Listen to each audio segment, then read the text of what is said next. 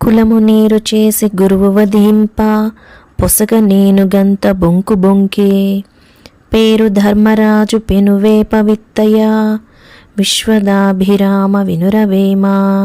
మరొకసారి, కులము నీరు చేసి గురువు వధింప పొసగ నేను గంత బొంకు బొంకే పేరు ధర్మరాజు పెనువేప విత్తయ విశ్వదాభిరామ వినురవేమ.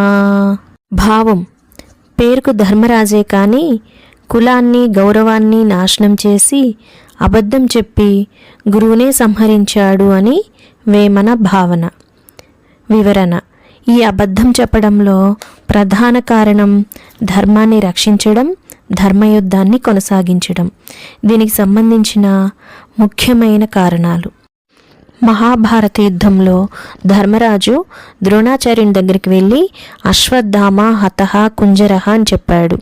అశ్వత్థామ హతః, అశ్వత్థామ చంపబడ్డాడు అని గట్టిగా చెప్పి కుంజరః అని వినబడనట్లుగా పలికాడు. తన కుమారుడైన అశ్వత్థామ చనిపోయాడని భావించి కుమారునిపై ప్రేమతో ద్రోణుడు ప్రాణాలు విడిచిపెట్టాడు. కురుక్షేత్ర యుద్ధంలో ద్రోణాచార్యుడు పాండవులకు అత్యంత శక్తివంతమైన శత్రువుగా మారాడు. అతని దండయాత్ర వల్ల పాండవ సేనకు చాలా నష్టం కలిగింది. అతన్ని నిలువరించకపోతే యుద్ధంలో పాండవులకు విజయం సాధించడం కష్టమయ్యేది.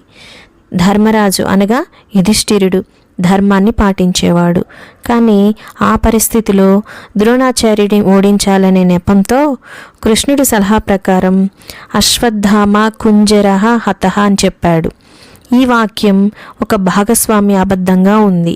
ఎందుకంటే అశ్వత్థామ కుంజరః అంటే అశ్వత్థామ అనే ఏనుగు చనిపోయింది అని అర్థం.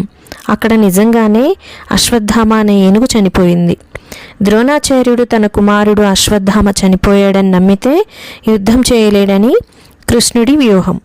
ద్రోణుడు తన కుమారునిపై ఎంతో ప్రేమతో ఉండటంతో ఈ వార్త అతనిని విచలితం చేసింది. యుధిష్ఠిరుడు ధర్మానికి కట్టుబడి ఉన్న కృష్ణుడు అబద్ధాన్ని ఉపయోగించి ధర్మరాజ్యం స్థాపించడానికి అవసరమైన చర్యగా దీన్ని సమర్థించాడు. ఇది యుధిష్ఠిరుని జీవితంలో ఒక చారిత్రక సంఘటనగా నిలిచింది. ఇది అతని పట్ల మానసిక శోభను కూడా కలిగించింది.